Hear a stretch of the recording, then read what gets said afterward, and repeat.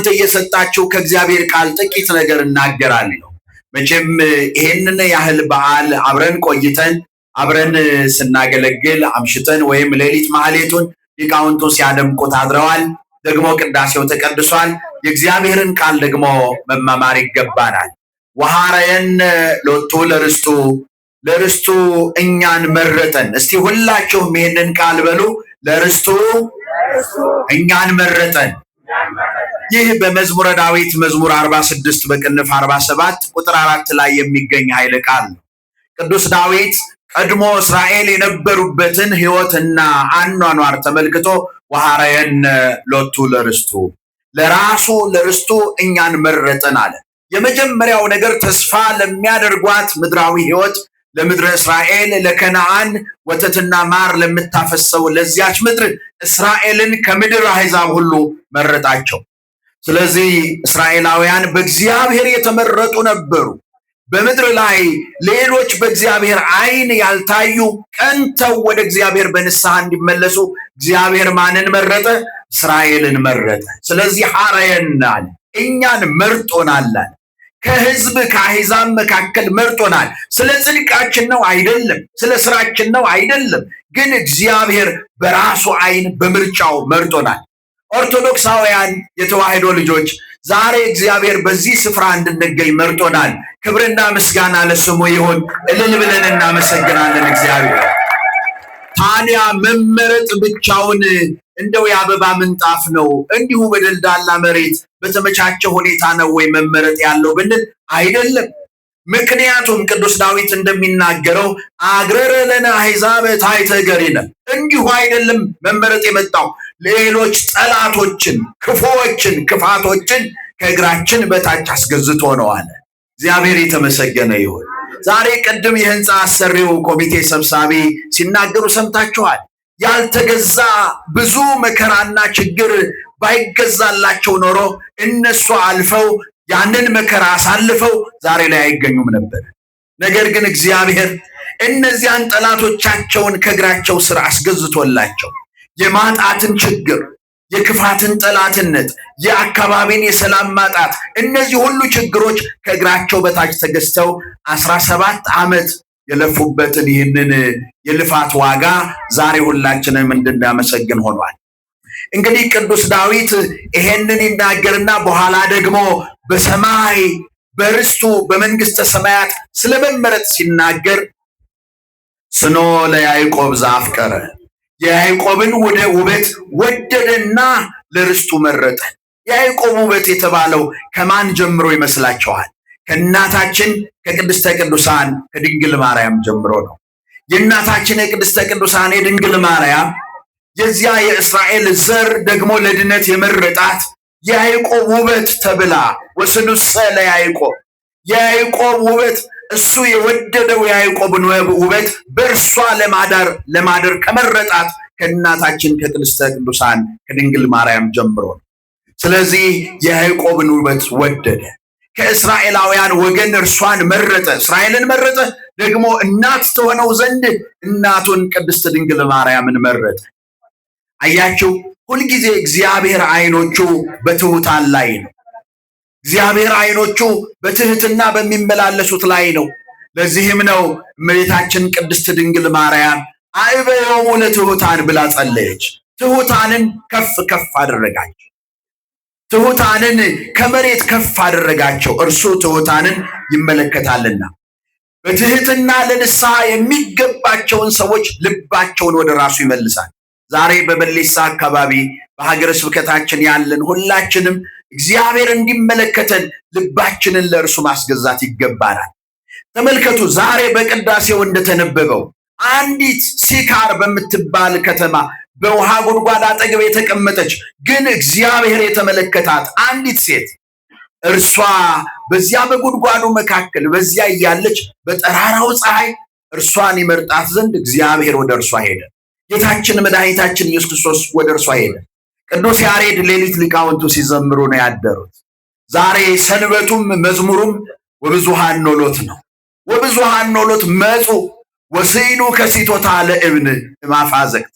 አያችሁ፣ ያቺ የያዕቆብ ጉድጓድ ቀድሞ በኦሪት ዘፍጥረት ታሪኳ የተነገረ ነው። ታሪኳ በኦሪት ዘፍጥረት ምዕራፍ 29 ቁጥር 8 ላይ እነዚያ የያዕቆብ ልጆች በሙሉ ወደ ጉድጓዱ ይመጣሉ ውሃ ቀርተው እንስሶቻቸውን ውሃ ለማጠጣት። ግን የሚገርመው ማንም ከጉድጓዱ አፍ ላይ ድንጋዩን አንከባሎ ማንሳት አይችልም ነበር።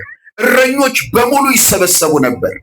ይሄንን ቅዱስ ዳዊት ቅዱስ ያሬድ ይሄንን ወብዙሃን ኖሎት መጽ የሚለውን ወስይኑ ከሲቶታ ለእብኒልና እስከ ይመጽእ ያዕቆብ ዘክቡት ውስተ አቆዩ። አያችሁ፣ ያዕቆብ የተባለው ያ ድንጋዩን የሚያንከባልለው የሚያነሳው ያዕቆብ እስኪመጣ። ምክንያቱም ያዕቆብ መጥቶ በዚያ በእርሱ ዘር በኩል ደግሞ ክርስቶስ የመምጣቱን ምልክት ሲያሳይ ነው። ያንን እየተናገረ ይመጣና እውነት ነው ያዕቆብ የተባለው ክርስቶስ ነው። ደግሞ ቅዱስ ያሬድ ይሄንን ያሰፋና በሰፊው ይናገርና በከመ ወጻት በትር እምስሮ እሴይ በአምሳለ በትረ ያዕቆብ በዘይርኢ አባግይሁ። እነዚያን በጎቹን የሚመራበት የሚያሰማራባት ያቺ በትር የተባለችው ይእቲኬ ማርያም ይእቲ ወበእንተ ዘይቤ ትወፅእ በትር፣ ይህ በትር ትወጣለች ከያዕቆብ ከስሩ በትር ትወጣለች የተባለችው ያቺ እናታችን ቅድስት ድንግል ማርያም ናት። ወየዐርግ ጽጌ፣ ደግሞ ከዚያ ከበትሩ ፍሬ ቁጥቋጦ ይበቅላል ተብሎ የተነገረለት ውእቱኬ ዋሕዱ ውእቱ ውእቱኬ ወልደ አምላክ ውእቱ፣ እርሱ የእግዚአብሔር ልጅ አንዱ ዋሕዱ ውእቱ አንድ የሆነው እርሱ ነው። እርሱም ወልደ እግዚአብሔር ውእቱ የእግዚአብሔር ልጅ ኢየሱስ ክርስቶስ ነው። ክብርና ምስጋና ለእግዚአብሔር ይሆን። ይህንን ምስጢር በሊቃውንቱ ሌሊቱን ሙሉ መቼም ቅድምም እንደሰማችሁት ነው። በዚያ በእናታችን በቅድስተ ቅዱሳን በድንግል ማርያም በኩል ቤተ ክርስቲያንን የቀደሳት ክርስቶስ፣ ቤተ ክርስቲያንን የመረጣት ክርስቶስ ዛሬ አዲስ ለሆነችው ለዚህ ህንፃ ሰንበት ተማሪዎችም የዘመሩት ህንፄሃ አዳም አዳም ብለው ሐመልማለ ወርቅ ገበዋቴሃ ሐመልማለ ወርቅ፣ የሚያምር ህንፃ የታነጸላት ያቺ ቤተ ክርስቲያን። ሊቃውንቱ ደግሞ ምን አሉ? ተቀደስ ወንሲ ኃይለ፣ ኃይልሽን ልበሺ ተነሺ፣ ኦ ቤተ እግዚአብሔር የእግዚአብሔር ቤት ሆይ ተነሺ። ስመናሆ ንጉሥኪ በጽሐ፣ እግዚአብሔር ንጉሥሽ፣ እግዚአብሔር ጌታሽ፣ እግዚአብሔር መድኃኒትሽ ወደ አንቺ ደርሷልና መጥቷልና ቤተ ክርስቲያን ሆይ ተቀደሺ፣ ተነሺ፣ ልብስሽን ልበሺ፣ የኃይል ልብስሽን ልበሺ።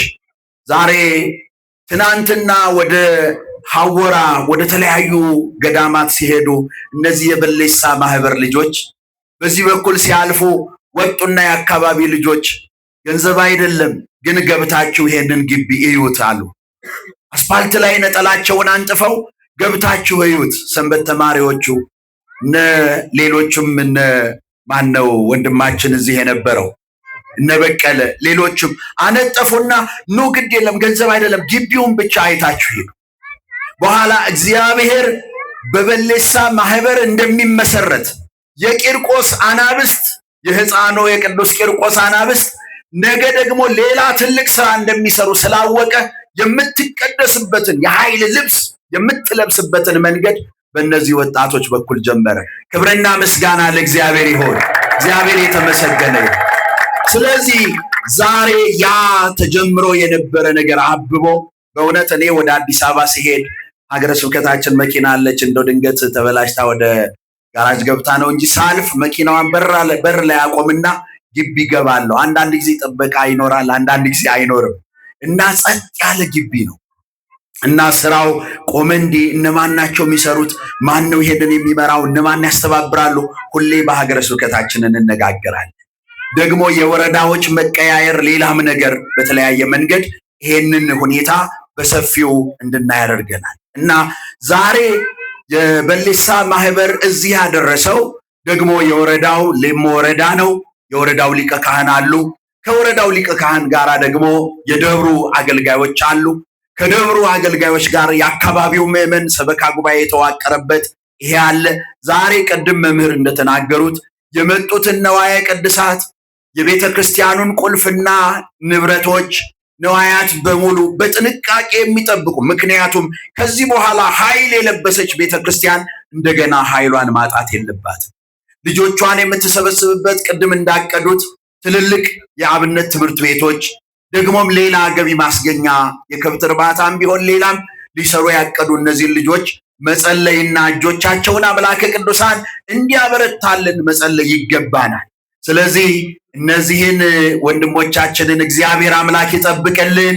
እህቶቻችን፣ ወንድሞቻችን ዛሬ የበሌሳ ቅድስት ልደታ ለማርያም ማህበር ተብላችሁ የተቋቋማችሁ በዚህች በበሌሳ ብቻ አይደለም፣ በድፍን የሀዲያና ሰልጤ ሀገረ ስብከት የምትሰሩትን ነገር እግዚአብሔር ያስጀመራችሁ ይቀጥላል። ይሄንኑ አምላከ ቅዱሳን ያስፈጽማቸዋል። እግዚአብሔር አምላካችን ስሙ ለዘላለም የተመሰገነ ይሁን። እንግዲህ ብፁዕ አባታችን አቡነ ሕርያቆስ የአዲስ አበባ የሀዲያና ስልጤ አህጉረ ስብከት ሊቀ ጳጳስ ናቸው።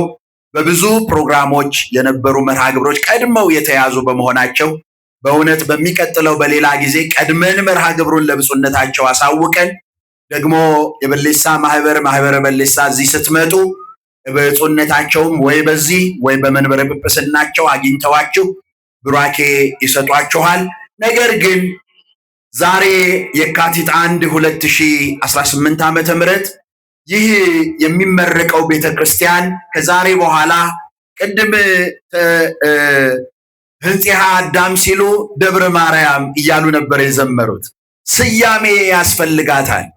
ብፁዕ አባታችን አቡነ ሕርያቆስ ይህችን ቤተክርስቲያን የበሌሳ ደብረ ዕንቁ ቅድስት ልደታ ለማርያም ብለው ሰይመዋታል። እግዚአብሔር አምላክ የተመሰገነ ይሁን።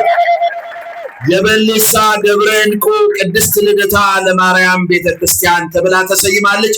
ድጋሚ በእልልታ በጭብጨባ እንደገና ለሶስተኛ ጊዜ የበሌሳ ደብረ ዕንቁ ቅድስት ልደታ ለማርያም ተብላ ተሰይማለች። እግዚአብሔር አምላክ የተመሰገነ ይሁን።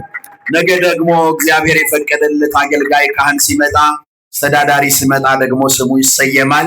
መቼም ደብረ ዕንቁ ከተባለ ከዚያ ደግሞ ይቀጥላል። ሰንበት ተማሪዎች በርታ በሉና ደግሞ ነገ ለሰንበት ትምህርት ቤት፣ ለሌሎች ብርቱ አባቶች፣ ለሊቃውንት፣ ለሁሉም ነገ ከነገ ወዲያ ብፁዕ አባታችን እንዲህ ያለውን ሁሉንም ነገር ያደርጋሉና ይህንን እንድንይዝ ያስፈልጋል። አምላከ ቅዱሳን ከሁላችን ጋር ይሁን። እንግዲህ አምላካችን እንዳስተማረን ወሐረየነ ሎቱ ለርስቱ፣ ለርስቱ የመረጠን እኔና እናንተ ነን። ለምድራዊ ድሎት ብቻ አይደለም፣ ለመንግስተ ሰማያት የመረጠን እኛ ነን። መንግስተ ሰማያት ማደሪያችን ማረፊያችን ትሆን ዘንድ የጠራን እኔና እናንተን ነውና በዚህ በበሌሳ ያለ አካባቢ ያላችሁ ምዕመናን በቅዳሴ በእሁድ በየበዓሉ እየመጣን ሁላችንም እንድንቀደስባት አምላከ ቅዱሳን ለሁላችንም ይርዳን። እግዚአብሔር አምላክ በረከቱን ለሁላችንም ያሳድርብን። አሁንም